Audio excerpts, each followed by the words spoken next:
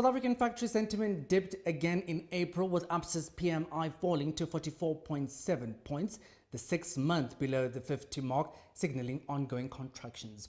Moreover, global trade tensions and domestic political uncertainty continued to drag down confidence.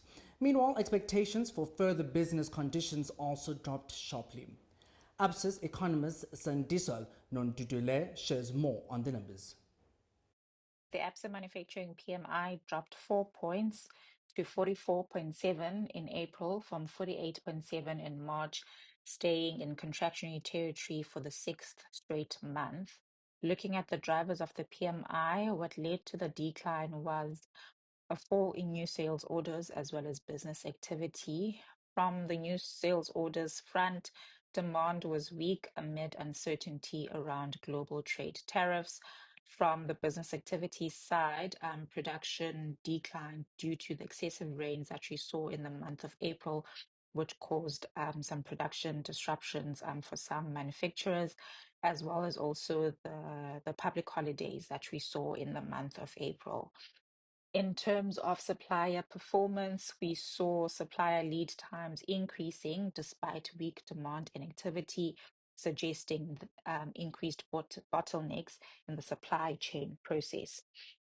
Employment levels also continued to be in contractionary territory for the 13th straight month, just indicating that employment conditions within the sector are subdued as a number of firms are cutting down on employment in order to align with the decrease in production levels.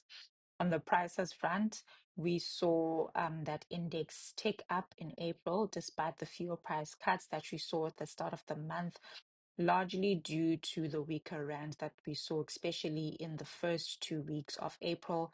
The rand has since though regained its strength from levels being above 19 rand to the dollar. In terms of the outlook,